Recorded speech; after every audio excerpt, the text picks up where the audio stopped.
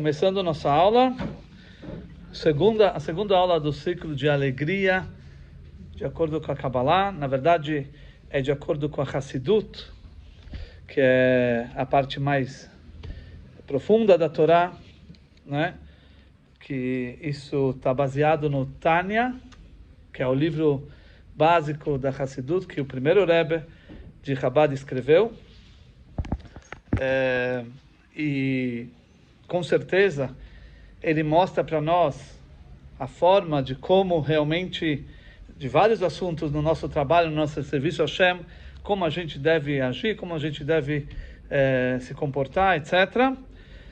Então, vamos agora desenvolver esse tema, como lidar com as adversidades, baseado também no Tânia.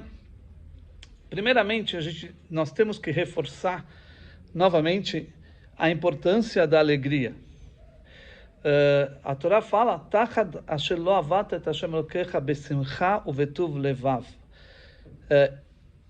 Por causa, em vez de vocês terem servido a Deus com alegria e contentamento, merov kol, tendo tudo de todas as abundâncias que você tinha, por isso aconteceu e tal coisa. A Torá está falando sobre todas as situações, a repreensão, talvez tem uns que chamam isso de maldições, que a Torá fala, né? Então a Torá fala: porque vocês não serviram Deus com alegria quando vocês tinham tudo?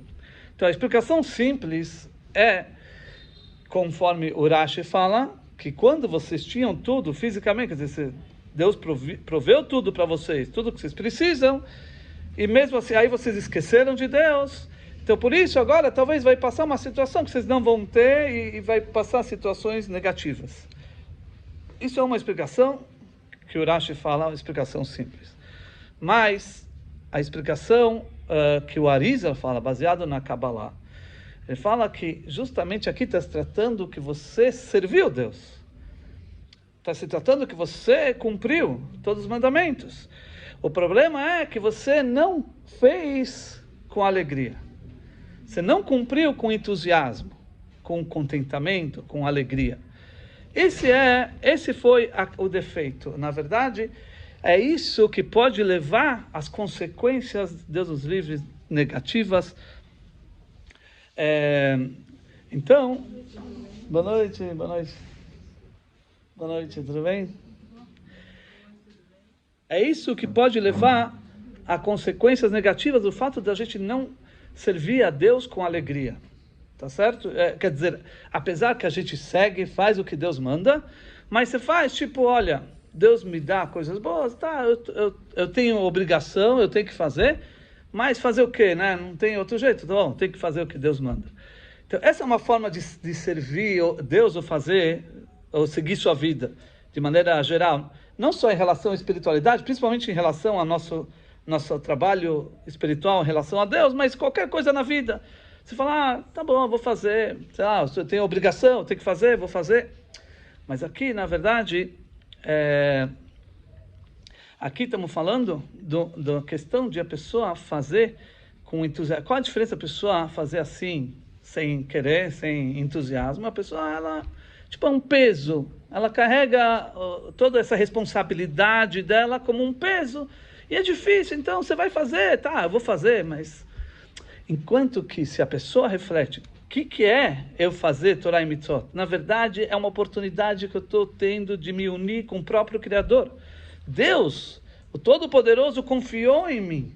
Ele viu que eu posso fazer algo por Ele, né? Entre aspas, não que Deus precise de alguma coisa, mas Deus, na sua bondade, Ele quer que nós participamos também de todos as questões. Então ele deu para nós a oportunidade de podermos fazer várias coisas. Quando a pessoa reflete na alegria que a pessoa pensa, né? Que alegria eu tenho, imagina, de poder eu próprio fazer algo para Deus. E com isso, mais ainda como a Hassidut explica, quando você serve a Deus, quando você faz as mitzvot, né, você com isso se conecta com o Criador. A única forma que um ser humano limitado tem de se conectar com o Criador é através dessas mitzvot, ou seja, desses mandamentos. Qual a lógica de dizer isso? Um ser humano, ele é limitado, tá? Deus criou a pessoa, o ser humano é limitado. Então, óbvio, pela lógica, alguém limitado, um ser limitado, nunca vai conseguir atingir o infinito. Infinito é algo infinito, ilimitado. Então, não tem como um ser finito, limitado, chegar no infinito. Nós podemos até tentar desenvolver caminhos, etc., para chegar em Deus, mas não vamos conseguir, porque o finito, o limitado, não consegue, não tem o poder de chegar no infinito. A única maneira de poder ter um elo, uma conexão com Deus, como é?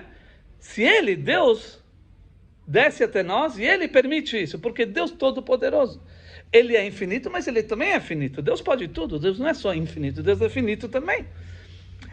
Filosoficamente falando, aquele que diz que Deus é só infinito, você está limitando Deus. Por quê?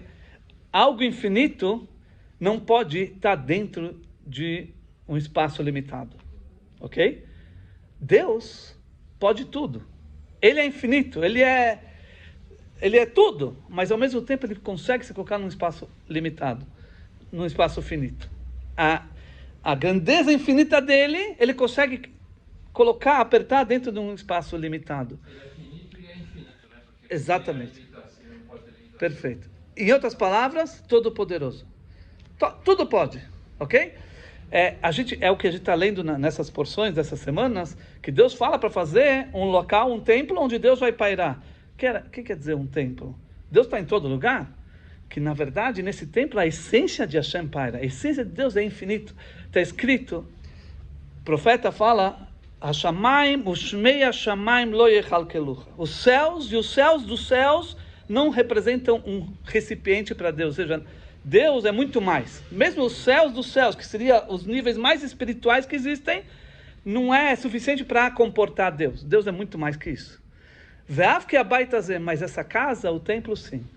Quer dizer, é como algo impossível acontece. É como que você coloca algo infinito, que não tem dimensões, que ultrapassa todas as dimensões, você coloca ele num lugar físico. Deus pode, tudo ele pode. Então, ele pode, só para a gente ilustrar um pouquinho, imagina você colocar o oceano. O oceano é finito, mas tudo bem, mas para nós é algo grande, tem uma grandeza, né? Então, imagina você colocar o oceano num copo de 200 ml. O oceano inteiro. Impossível, né? Então, imagina quanto impossível é Deus dentro de um templo. É algo, mas Deus tudo pode. Nada foge ao poder dele. Ele pode fazer isso. Porque ele tem o poder do infinito, como falou meu amigo Henrique. Então, o que acontece? Deus desceu até nós.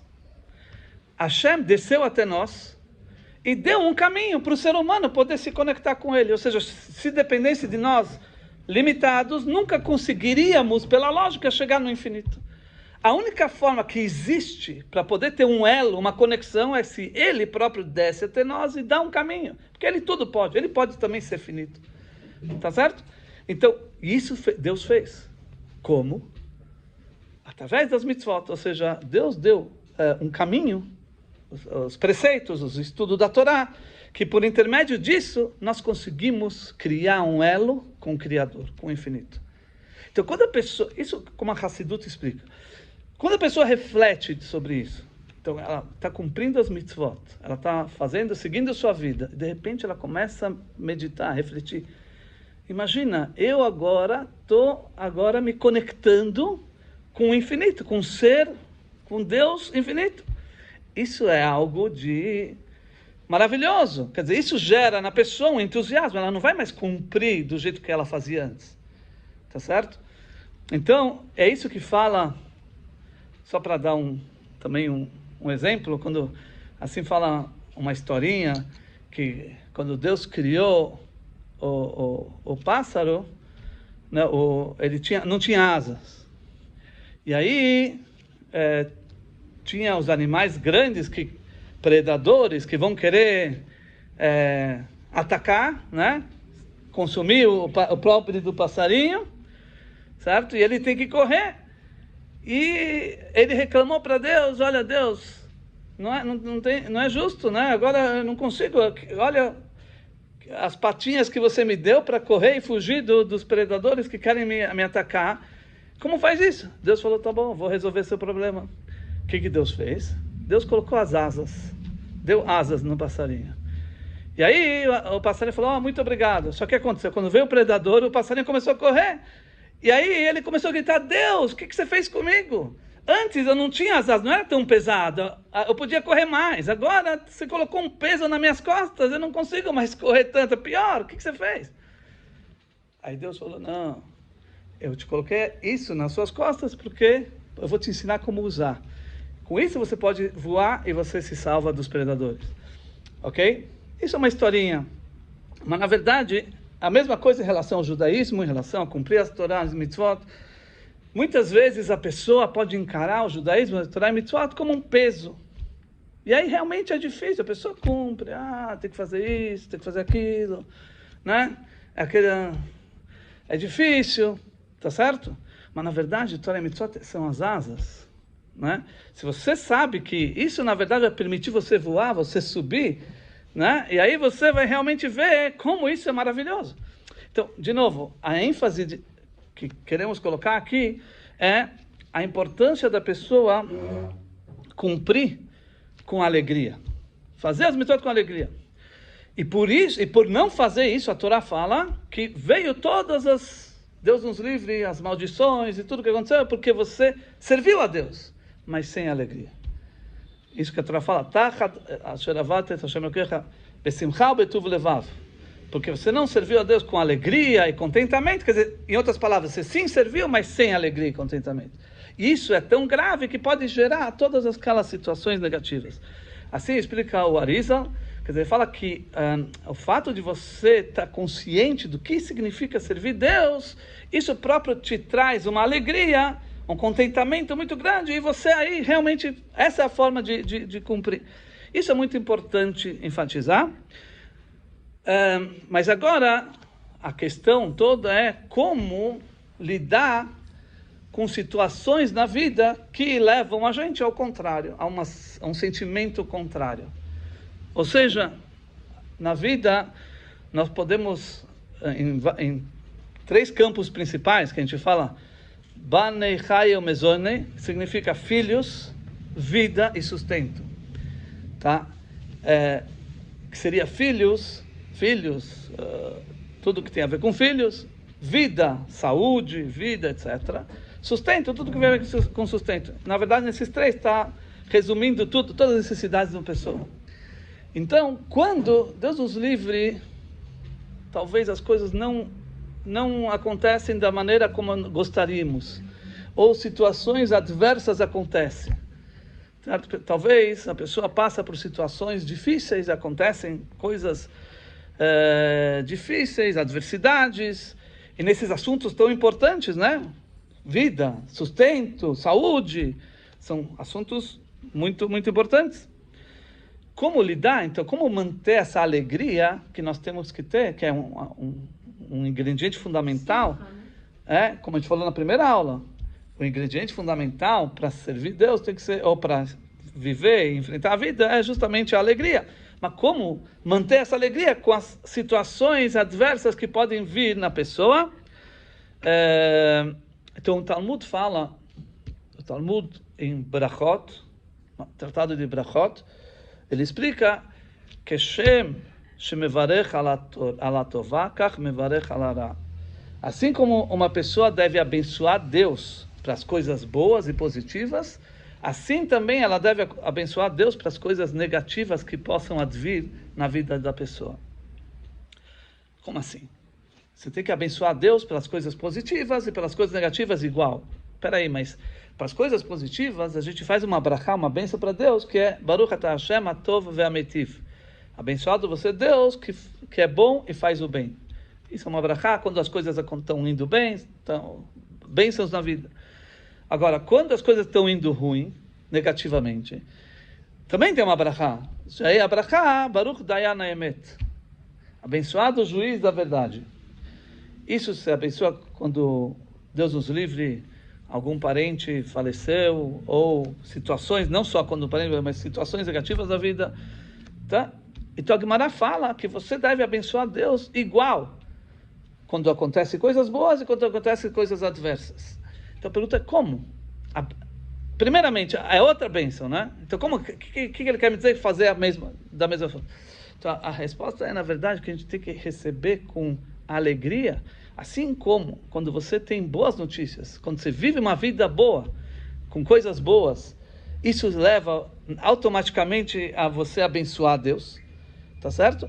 Assim também, quando acontecem situações que aos olhos não são boas, aparentemente não, você também deve, com a mesma alegria, abençoar Deus. Ou seja, é uma situação, vamos dizer, muito difícil. Como fazer isso? Como abençoar Deus da mesma maneira? Muito bem. Primeira coisa, agora a gente tem que acionar um aspecto dentro de nós, que é um aspecto mais profundo e que vai ajudar a gente a entender e tentar seguir isso. Nós vamos agora acionar a fé. A fé judaica. O que é a fé? A fé é que tem um Deus, que ele é a essência do bem, e do bem só sai o bem. Ou seja, Hashem é o Etzem Atov, a essência do bem, e dele só sai o bem. E como o Talmud fala, En Rad Yored Milamala, não tem um mal que desce lá de cima. Não existe mal que desce lá de cima. Assim fala o Talmud. Então, quer dizer, quando a pessoa ela desperta essa fé, primeiramente ela reconhece que tem um Deus. E esse Deus com certeza é um pai piedoso. Ele quer o bem de você. Ele só quer que você vença, que você tenha só coisas boas.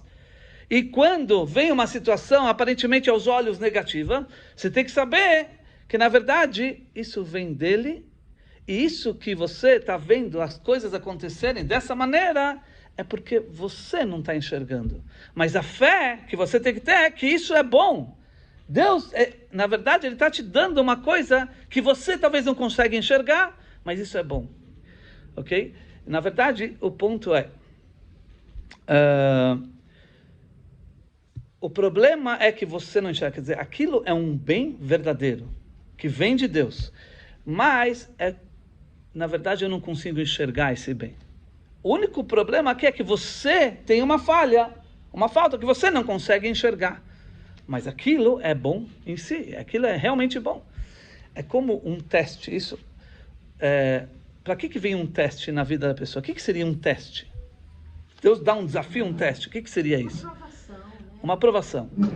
O teste é para que a pessoa, quando Deus dá um teste para uma pessoa, é para que ela possa passar o teste. Quer dizer, evoluir, né? O único propósito que o teste tem é para que a pessoa possa subir. Quando a pessoa realmente soube encarar a situação e passou no teste, já não precisa mais do teste. O teste é tipo uma ocultação de uma verdade, certo? Então, na verdade aqui, a coisa que vem de Deus é bom. Tá bom. Ok, isso é um teste. Ok. Cuidado, tem um teste aqui. Tudo bem. Isso a gente não tem o poder de como controlar, mas tá bom. Mas, Baruch Hashem. Ok? Muito bem. Então, quando você tem um teste, Deus te dá, na verdade, um teste. Ele está trazendo uma situação que nos seus olhos é ruim, mas você sabe, você tem fé, sabe que se vem dele é bom. Deus só traz coisa, só faz o bem, dele só vem o bem. Isso que você vê mal é porque, na verdade, Deus está te testando para saber como você vai encarar. Se realmente você está preocupado de verdade, se você quer se conectar, ter conexão com Ele verdadeira, ou se você se limita só naquilo que você está vendo nos seus olhos, quer dizer, de uma forma superficial. Você lida com a situação de uma maneira totalmente superficial e você só é influenciado pelo que você vê pelos seus olhos superficialmente, externamente. Ou se realmente você realmente reconhece que isso é divino e você quer se conectar com isso, com Deus, de uma maneira mais profunda. Esse é o teste. Então, se a pessoa consegue prevalecer, se sobrepor sobre essa situação, passar no teste, isso some. Como você falou, o teste não é algo real. É só para ver se você realmente, para testar, para que você possa evoluir. Se você não passa no teste, então aí realmente pode ser que você vai ver a coisa ruim. Mas quando você consegue realmente ter, primeiramente, fé que isso é bom, e passar no teste, saber que isso, Deus está só te escondendo. Na verdade, isso é bom, mas Deus está te escondendo para ver o que é principal para você. É só o que você vê externamente, ou que você realmente quer a conexão com Deus, saber que isso é de Deus, Deus está provendo isso, Deus está te dando isso, e isso é o principal para você. Quando você mostra realmente isso, então isso some.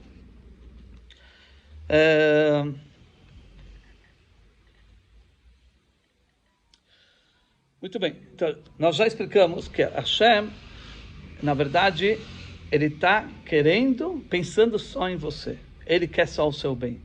E tudo que vem de Deus é, na verdade, com esse intuito. Depois a gente vai desenvolver melhor essa ideia. Muito bem. O Alter Rebbe, ele traz no Igeret HaKodesh...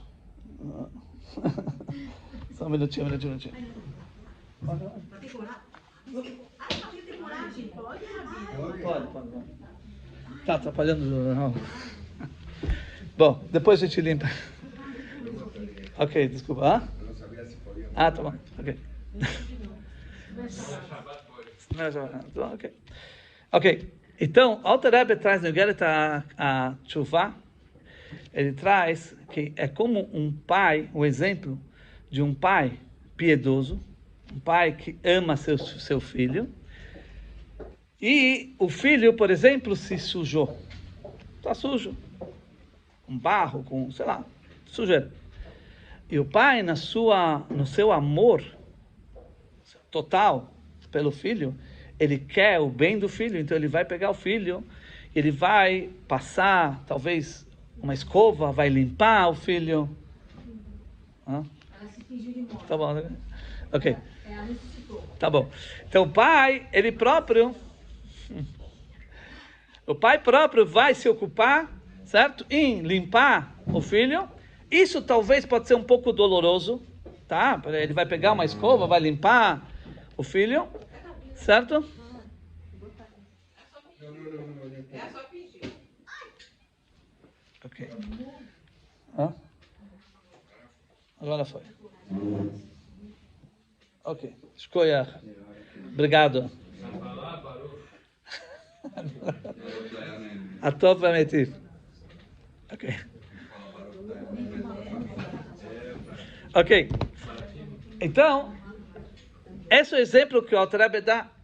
Quando um pai que gosta do seu filho, ele é um pai bondoso, piedoso, ele quer limpar o filho, porque ele se sujou.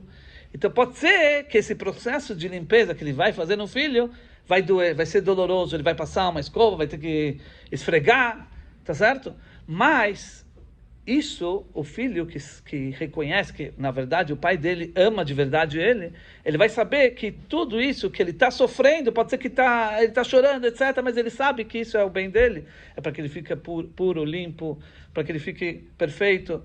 Então, esse, na verdade, o primeiro nível que a gente pode dizer de como encarar as situações que acontecem com a gente, sabendo que o que Hashem traz para nós é como um pai piedoso que está querendo limpar o filho, e pode ser que nesse processo, pode ser que tenha alguma dor, um sofrimento, mas na verdade isso vem de Hashem. O amor de Deus é tão grande por nós, e quando você reflete nisso, que ele tá preocupado com você, ele está ocupado com você. Como você vê alguém que não gosta de outro, alguém que não está nem aí com o que o outro faz, ou com o filho faz, isso significa que ele está afastado, ele não se importa, né? Então deixa eu fazer o que quiser, eu não estou nem aí. Agora, quando alguém realmente está preocupado, quer o bem de alguém, então ele vai fazer de tudo para, quando ele vê que, vamos dizer que um filho está se desviando para o caminho errado, né? Um filho jovem que ele não sabe ainda tudo na vida, e ele pode se levar para coisas que aparentemente trazem, vamos dizer, alegria momentânea ou satisfação, mas na verdade no fundo isso é uma decaída total, né? se ele seguir esse tipo de vida, ele vai realmente se dar mal na vida, né? Então, um pai preocupado, né? Ele vai de vez em quando tomar atitudes que nem sempre são um carinho, um beijo. Talvez ele tenha que ser um pouco mais estrito, mais duro, certo? Porque ele ama o filho. Isso que ele está fazendo, tomando essa atitude, é uma demonstração de amor, que ele não quer que o filho se perca e siga caminhos que são totalmente desastrosos na vida dele. Então, é isso que ele vem. Assim também, Hashem é um pai piedoso. Ele está realmente preocupado com cada um dos seus filhos. Isso que pode ser que situações, talvez aos olhos parecem negativas, na verdade o propósito é bom. Deus, ele quer que você vai ver que depois, isso é um tikkun, a gente chama isso de um conserto. Talvez eu tinha que passar por um certo conserto e a coisa vai se melhorar. Então, isso é uma forma de enxergar. O Talmud conta a história do Rabi Akiva, talvez vocês, não sei se já ouviram essa história, de novo em Brachot, Talmud em Brachot, fala que Rabi Akiva, uma vez ele foi fazer uma viagem, e para essa viagem ele levou uma vela, ele levou um galo e um burro. O burro para carregar ele, para levar as coisas que ele precisava, o galo para acordar ele cedo de manhã para fazer o serviço a Hashem, e a vela para poder estudar à noite. Ele, onde estiver, pode estudar à noite. Ele chegou numa cidade, que é no meio do caminho que ele estava indo, ele parou numa cidade e precisava pernoitar ali para depois seguir caminho. E aí ele foi numa casa perguntar se ele pode ficar lá. Não, falou, não pode, aqui não pode ficar. Foi tentar no albergue, sei lá. Tentou em todos os lugares bater na porta e ninguém deixava ele entrar. E o Rabi Akiva falou, tudo que Deus faz é para o bem. Ou seja, ele sabia que tudo tem um propósito positivo. Então ele falou, tá bom. Então ele se afastou um pouquinho, foi para a floresta do lado da cidade. E aí, pelo menos ele falou, ok, estou tranquilo. Ele pegou a vela para poder estudar a Torá à noite e veio um vento e não dava para acender aquela vela. Não dava, era um vendaval, não dava. De repente, ele ouve que aquele galo que ele tem, um animal acabou atacando e matou o galo. E o burro a mesma coisa. E agora ele estava sozinho na floresta de noite. Só cada coisa que acontecia, ele falava, tudo que Deus faz é para o bem. Tá, então perdeu. Agora a vela já não tem, o burro, o galo, tudo. No meio da noite, ele ouve um bando de ladrões que estavam entrando na cidade, saquearam a cidade, pegaram tudo que tinha, pegaram as pessoas, aprisionaram as pessoas, mataram pessoas.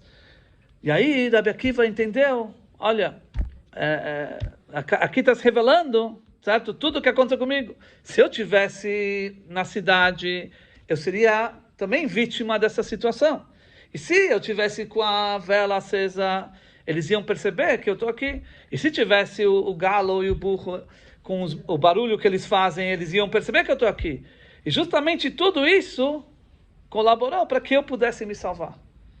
Então tudo que Deus faz é para o bem. É a mesma situação do pai que quer limpar seu filho. Quer dizer, na hora pode ser algo sofrido, mas o propósito é bom. Aqui também, o Rabi Akiva, naquele momento que ele passou por essa situação, foi negativo, quer dizer, não é uma coisa boa você não poder entrar em nenhuma casa, depois apagar a vela, você não pode estudar a Torá, os animais morrerem, tudo isso é ruim. Mas o propósito foi bom. Ele viu no final que isso foi bom. Então isso é um nível. Agora, tem outra forma de encarar as coisas negativas que podem vir para a pessoa, negativas entre aspas. Quando você enxerga nisso próprio que está acontecendo como sendo uma coisa boa. Ou seja, quando você consegue enxergar nisso que Deus está te dando, está te trazendo, que isso próprio é uma coisa boa. Como a gente falou o caso do teste. Quer dizer que você sabe que isso é bom. O ponto é que você não está enxergando o bem, mas você sabe que é bom. Antes, o primeiro exemplo, a coisa em si era ruim, mas o propósito era bom. Mas aqui estamos falando do outro nível, que a pessoa sabe que daqui vai sair um bem. Ela sabe que aqui é bom, isso próprio é bom. Porque o que Deus traz para você, por ele ser a essência do bem, tudo que ele vai trazer é bom. Então, aquilo em si é bom, ok? E mais ainda, como o Tânia explica aqui, não só um bom, mas um bom muito maior. Ou seja, ele explica que aqui, esse bom oculto, na verdade, é um bem muito maior de Deus do que se fosse só aquele revelado. Muito maior. Então, dá um exemplo, por exemplo, que um mestre está ensinando o aluno.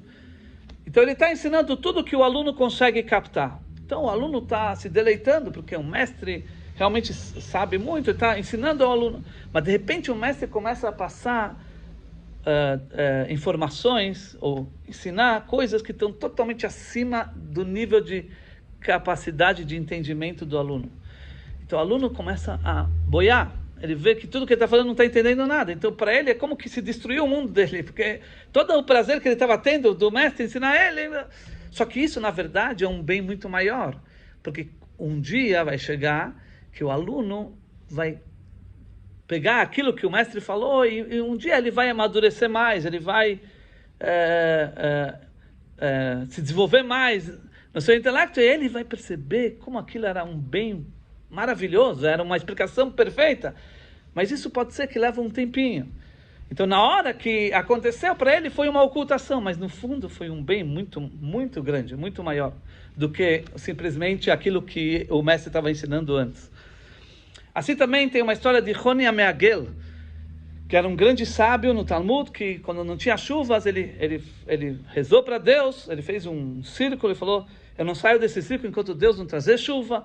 E aí começou a vir chuvas. Ele era um grande... E aí começou a vir chuva e veio muita chuva e alagou tudo. Então ele falou, na verdade o mundo não está pronto a receber uma bênção como essa, mas aqui o que está acontecendo é uma bênção muito grande. Só que o mundo não está pronto a receber uma bênção. Por isso, no mundo pode ser que pareceu uma coisa negativa, ficou tudo alagado, né? Mas, na verdade, aqui se trata de uma bênção muito grande. E é isso também a história que a Gemara traz do Nahum Ish Gamzu. Isso já é na Gemara em Ta'anit. Nahum Ish Gamzu era um sábio muito humilde, né? E era na época do governo romano.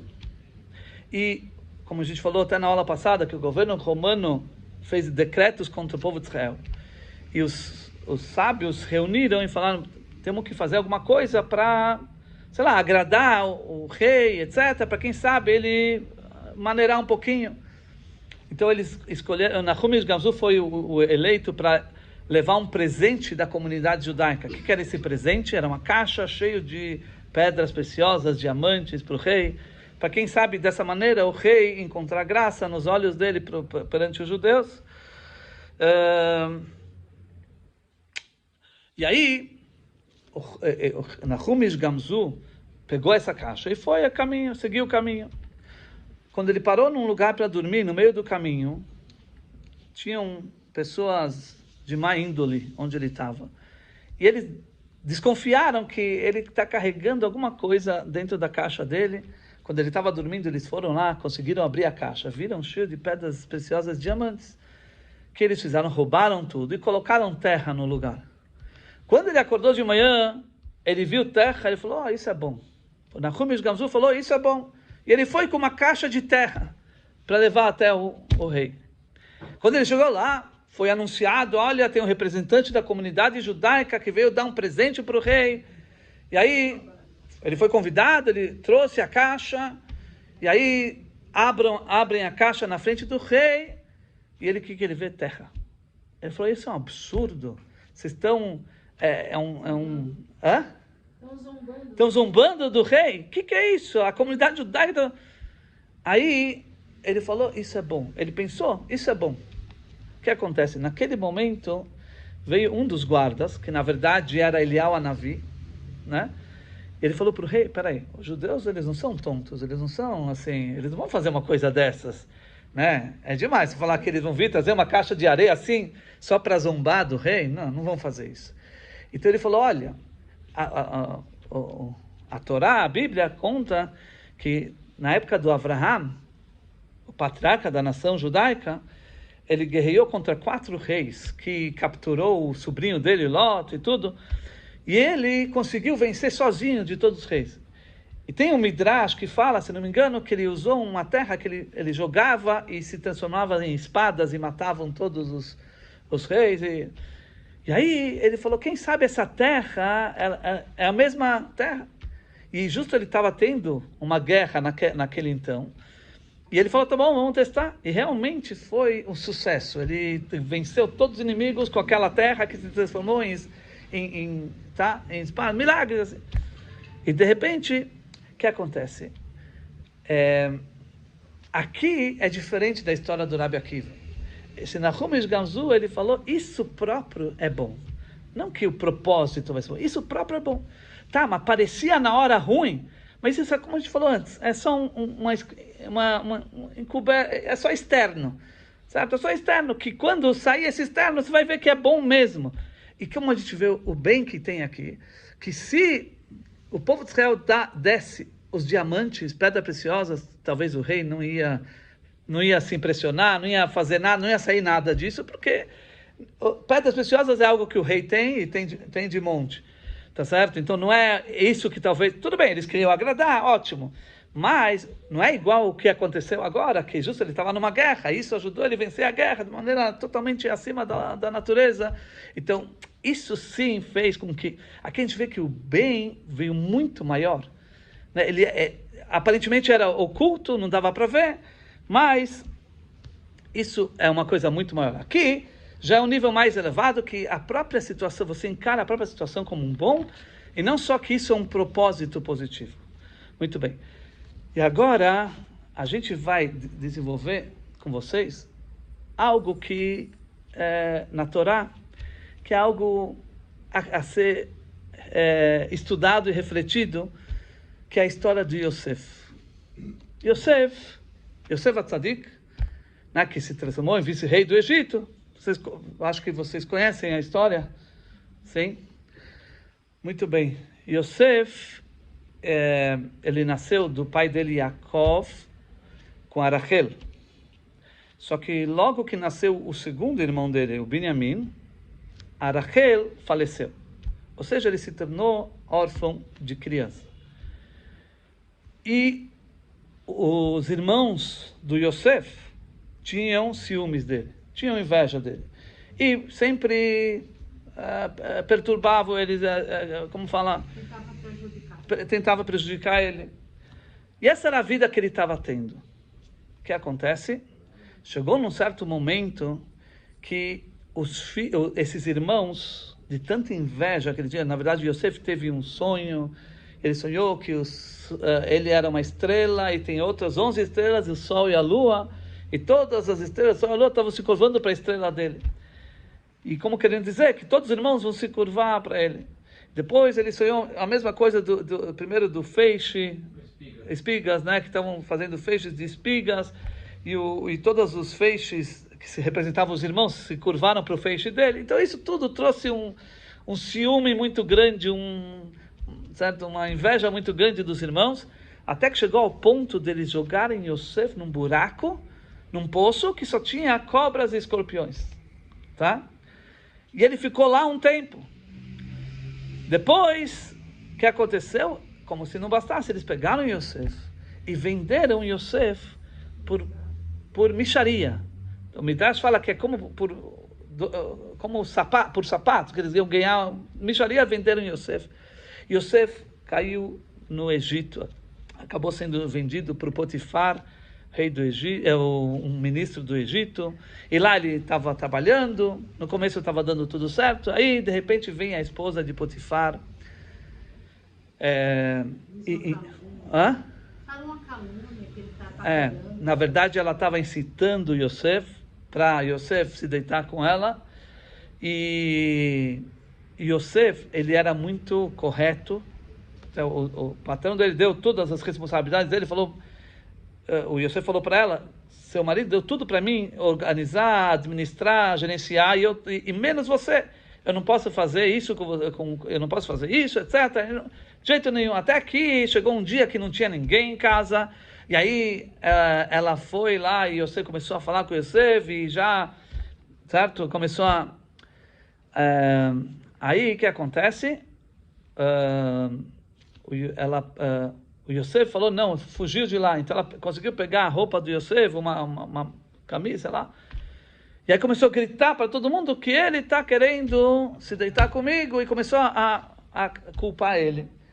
Até que chegou o marido, né? E viu, ela começou a caluniar o Yosef e tudo o que aconteceu e colocaram ele na prisão. E ele ficou na prisão 12 anos. Até que finalmente ele foi levado diante do faraó. No meio da prisão ele interpretou sonhos de dois ministros do rei que estavam presos. E como ele interpretou, assim aconteceu. Depois de 2 anos, certo? Ele acabou ficando na frente do faraó. E o faraó teve um sonho e falou, eu ouvi falar que você interpreta, você... Muito bem, resumidamente a história, aí Yosef interpretou o sonho de faraó e no final acabou sendo o vice-rei. Okay. O que não dá para entender dessa história toda, ou seja, uma coisa que temos que raciocinar um pouquinho, refletir um pouquinho, pensa um pouco no Yosef. Yosef era órfão. Ele sofria de bullying da sua própria família. Ou seja, as pessoas mais próximas a ele perseguiam ele. Quer dizer, aonde alguém pode ter a base, a sustentação de uma pessoa que a própria família ele não tinha. Depois ele é jogado num buraco onde ele tinha... um medo da morte ele tinha escorpiões e cobras, certo?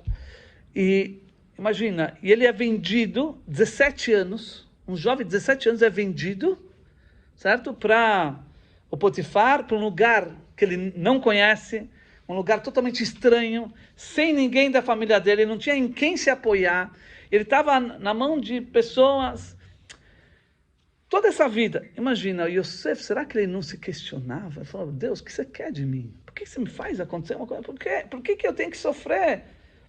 Primeiro de órfão, depois toda a base na qual qualquer pessoa se apoia, é o sustentáculo de qualquer pessoa, eu não tive. Todos aqueles mais próximos de mim me venderam por nada. Né? E eu agora estou trabalhando num lugar que não tem... E não só isso, que eu fui caluniado, quer dizer, por algo que eu não fiz, eu fui colocado na prisão. Né? Então imagina, Yosef, o que sairia de uma pessoa que passou por tudo isso? Normalmente hoje, se você vê alguém que passar por uma situação dessa, como ele vai lidar com tudo isso? Imagina, a pessoa vai ser uma pessoa amarga, uma pessoa que vai causar danos para a sociedade, uma pessoa que é revoltada. Tipo, ele fala, Deus, o que você quer de mim? Por que você faz? Por que eu tô... Você está fazendo tudo isso comigo? O que eu fiz? Eu não mereço tudo isso, né? Eu não fiz nada de ruim. Por que você me faz toda essa situação negativa? Né? E tudo isso, imagina. E o que a gente vê de Yosef? Não, nada disso. Ele continua sensível ao próximo. Ele quer ajudar as pessoas. Imagina, quando ele viu 2 ministros que estavam na prisão, ele falou, peraí, a face de vocês tão estranha, vocês estão preocupados? Peraí, o que o Yosef está falando para esses ministros? Eles estão preocupados? E você próprio, você está aqui por culpa nenhuma. E ainda ele está prestando ajuda, certo? Então, qual é o segredo do Yosef? Como uma pessoa pode lidar com uma situação dessas na vida e agir como ele, como Yosef? Como é possível? Qual é o segredo desse comportamento? De não ter nada e ninguém na vida. Ele não tinha ninguém que se apoiar. E ele estava lá prestando... Mas o pai estava longe. Aquele único que ele podia ter, ele estava longe. Ele não podia ter o carinho e a proximidade do pai. Ele não tinha. Imagina, desde os 17 anos até os 30 anos, é o auge da vida, ele passou sofrendo numa prisão, sem culpa nenhuma. Imagina, ele falou, por quê? Eu não tenho culpa nenhuma, ele me colocou aqui. Né? Então, o que seria, qual é o segredo de Yosef? Como ele conseguiu fazer tudo isso? Na verdade, tem um grande comentarista chamado Or HaChaim HaKadosh, Rav Chaim Abenatar, da Torá. Ele fala, Sama de Isurei Kabulei, em aramaico. O remédio do sofrimento é receber. Saber receber. O que quer dizer isso? Que a pessoa, quando ela passa por uma situação negativa, uma situação que tudo leva a pessoa a só se revoltar, normalmente a conversa interior que ela pode ter consigo mesmo é: por que Deus me faz isso? Por que eu passo por uma situação dessa? O que eu fiz? Eu não sou culpado. O que Deus quer de mim? Né? O ponto é que a pessoa reagir dessa maneira não vai levar nada. Isso não vai resolver a situação. Qual é a forma? Fala o Or HaChaim HaKadosh. Qual é a forma de você lidar com essa situação? Primeiramente, receber, aceitar. Aceitar o que Deus está te dando. Ou seja, Yosef, ele sabia que tudo o que está acontecendo com ele tem um motivo. Né? Deus, na verdade, é o seguinte: ele sabe que o bem, a raiz de tudo é um bem divino muito alto. E ele não quer ser, ele é simplesmente um canal pelo qual vai passar esse bem. Então ele não quer tampar, criar divisórias para esse bem, que esse bem vai ficar lá e eu estou aqui sem conexão com isso. Na verdade, ele sabe, ele acredita que isso que está vindo é bom também. Ele sabe que isso é um bem. E o assunto dele é simplesmente ser um canal por intermédio do qual esse bem vai se expressar e vai trazer coisas boas e abundância para o mundo. Essa forma que ele recebia, essa forma que ele encarava as coisas. Ou seja, quando ele se sentiu um canal para aquela a raiz era boa, que vem de Deus. Deus é a essência do bem, a gente falou antes. E não vem mal de cima, só vem bem. Quando ele estava consciente disso, ele sabia que isso, na verdade, é um bem muito grande. Ele quer somente ser um canal pelo qual esse bem vai passar e vai se expressar. Isso significa aceitar. Quando a pessoa tem o poder ela consegue aceitar essa situação, isso faz com que você logo se livre e você realmente vai ver a coisa boa acontecer. Né? O que aconteceu com Yosef? Depois de tudo isso que ele passou, ele sabia que, na verdade, isso é um bem muito grande. Isso não tem o que discutir. Como o Or HaChaim HaKadosh fala, Sama de Isurei Kabulei. Significa o remédio do sofrimento é aceitar, é receber. Saber que isso vem de Deus. Eu sei que Deus, você é bom, eu sei que você quer meu bem, e você está me dando tudo de bom. E eu não vou fazer divisórias para não receber isso. Eu quero, tá bom, eu sou um canal. E logo o que aconteceu, talvez demorou um pouco para o Yosef, quer dizer, ele estava um tempo na prisão, etc. Mas logo ele se apresentou na frente do faraó. E quando ele se apresentou na frente do faraó, aqui a gente vê mais ainda a grandeza de Yosef. O faraó falou para ele: olha, eu ouvi falar que você sabe interpretar sonhos. Porque o faraó tinha sonhado alguns dias atrás um sonho que estava deixando ele louco. Ele não sabia o que fazer. 7 vacas gordas, 7 vacas... E ele não estava tranquilo.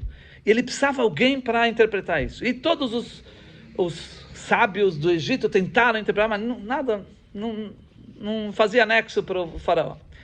Certo? Então ele precisava disso. Então quando Yosef chegou lá na frente dele, porque o ministro da bebida, que aquele que estava na prisão, e Yosef interpretou o sonho dele, e exatamente como ele interpretou, assim aconteceu. Ele foi diante do faraó, quando ele lembrou: olha, faraó, eu lembro que tem na prisão um jovem hebreu, um escravo, que ele interpretou exatamente o sonho para mim que eu tive, e aconteceu exatamente o que ele falou. Então na hora o faraó mandou: tirem ele do poço, vestem ele, deixem ele ficar próprio para se apresentar na frente do rei. E quando ele estava na frente do rei, do faraó, o faraó falou: eu ouvi falar que você interpreta sonhos, ou seja, que você é sábio, você tem o poder de interpretar sonhos. Qual foi a resposta que você falou? Na verdade, ele não falou: olha, realmente, eu tive alguns casos que eu interpretei, eu tenho case de sucesso, né? Hoje está na moda. Eu tenho alguns casos de sucesso e com a ajuda de Deus eu posso tentar interpretar. Ele não falou nada disso. O que ele falou? Biladai. Hashem Yanet Shalom Paró. Ele falou: não sou eu não sou nada. Você está falando que eu sou sábio, eu não sou nada. Na verdade é Deus Se ele quer que se interprete o sonho do faraó, então aí sim vai ser interpretado o sonho do faraó. Quer dizer, na resposta que ele deu para o faraó, ele mostra que ele é só um canal. Ele por si não é nada. O que ele é? Ele é só um meio pelo qual Deus, através dele, vai atuar. Certo? Assim ele falou para o próprio faraó. E realmente, naquele momento, o que ele falasse seria decisivo. Se ele vai voltar para a prisão ou se vai ter um futuro brilhante para frente. E o que o Yosef fala? Ele deixou de dar, não queria... imagina, no Egito, quanto mais você é alguma coisa, você tem valor. Né? O ego, quando você mostra que você é sábio, se é isso, se é aquilo, então eles dão valor. O Yosef, não. Ele falou, eu não sou nada, eu não tenho nada. Se Deus quiser que interprete e se solucione o sonho do faraó, então isso vai ser. Então ele mostrou que ele era totalmente um canal. E de fato, o que aconteceu? Ele passou a sustentar todo o faraó, todo o Egito, naquela fome, ele que dava comida, ele que dava alimento. Interessante que Yosef nunca se vingou. De novo, por que esse tipo de atitude que Yosef teve? Com aqueles caras que os ministros, que ele interpretou o sonho, eram pessoas que queriam, eles quando falou, lembrou Yosef diante do faraó, falou, é um escravinho que tem lá, tipo, desprezando. Quer dizer, você vai ver quem era ele e que ligação ele tinha com Yosef, ele não queria nem saber do Yosef. E não só isso, o Potifar, que sabia que a mulher tinha feito tudo isso. E mesmo assim, ele colocou ele na prisão, ele sabia tudo isso. O que o Yosef fez? Não, ele não se vingou. Ao contrário, ele procurou ajudar. No final, ele acabou casando com a filha do Potifar. Né? Quer dizer que ele não teve vingança nenhuma. E mais ainda, quando os irmãos vieram para comprar comida, o que ele falou? Atem chashavtem lerá. Eu sei que vocês pensaram negativamente. Quer dizer, não é que eu estou num outro mundo, eu não sei o que está acontecendo nesse mundo. Eu sei que era ruim, que vocês estavam querendo realmente um negativo. Mas Hashem chashavá letová. Mas Deus teve outros planos. Deus pensou no bem. Que se não fosse isso, a gente não podia se sustentar hoje. Essa era a forma de visão do Yosef. E é por isso que ele conseguiu sustentar toda aquela geração, todos os egípcios, todos os judeus. Ele via como uma missão que ele tinha de Deus de sustentar, de fazer o bem para o próximo. Por quê? Porque ele se via como um canal pelo qual passa aquele bem que vem da raiz do bem, que é divino, tá certo? E que por mais que por fora pode ser uma coisa negativa, mas eu sempre me enxergo como um canal, que por intermédio desse canal vai vir o bem divino, Deus vai influenciar. E é isso que se explica também, que toda aquela geração que desceu do Egito, 70 almas, que o Yosef falou, traga meu pai, toda a família, eu vou sustentar vocês. Enquanto eles estavam vivos, não começou a escravidão no Egito. Você fala, por que não começou a escravidão no Egito? Por mais que o decreto de Deus para Abraão, sobre o povo judeu, era que eles iam ficar 400 anos de trabalhos forçados. Mas isso tudo foi cortado.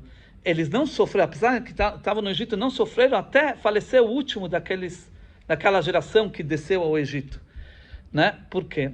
Porque eles vieram para uma terra espiritualmente totalmente diferente de onde eles vinham. Que Israel era um lugar onde eles tinham uma vida espiritual, eles estavam conectados com Deus. E eles vieram para um lugar onde a cultura era totalmente diferente, era uma cultura idólatra, nada a ver com o que eles tinham. Então, para eles era um sofrimento muito grande, mas, de novo, eles encaravam isso como também um canal. Então, já que eles encararam dessa maneira, então não aconteceu a coisa negativa, a escravidão, enquanto eles estavam vivos. Por isso só aconteceu depois. E está escrito que Yosef desceu ao Egito. Certo? Descer, hurad, em hebraico, tem o significado de descer, mas também tem o significado de dominar. Ser o rei que domina, hurad, em hebraico. Né? Por quê? Porque, na verdade, Yosef, desde o princípio, ele já tinha essa mentalidade que tudo que está acontecendo com ele, na verdade, ele não é um coitado que fazer o quê? Coitadinho. Não. Desde o começo, ele sabia quem ele era. Ele era grande, ele sabia que ele é na verdade, um canal de Deus, e dessa maneira ele fazia tudo. E por isso que desde o começo ele já dominava. Mesmo estando nas piores situações, mas ele já tinha essa visão de vida e ele já vivia de uma maneira acima do normal, mesmo estando onde ele estava. Uma ótima autoestima. Por quê? Justamente por essa questão. E só terminando com uma história atual de um shliach do Rebbe, um emissário do Rebbe, em Minnesota, nos Estados Unidos, chamado Rabino Moshe Feller, que tem uma longa vida. Ele já começou seu trabalho de shlichut já há mais de 60 anos atrás. E ele chegou naquele lugar, naquela época, era um lugar totalmente, vamos dizer, espiritualmente falando, era um deserto espiritual. Ou seja, havia judeus, havia comunidade judaica, mas toda a comunidade era mais a questão social, nada de religioso, nada de judaísmo na prática. E ele chegou lá justamente para fazer um Beit Chabad e difundir o judaísmo, a Torá e mitzvot, os mandamentos, os preceitos, educação judaica e tudo isso. Aí lá tinha o professor Green. O professor Green era um grande cientista e ele era inclusive da NASA, ele ajudou a desenvolver projetos da NASA, era um judeu, e ele é o líder da comunidade liberal daquele lugar.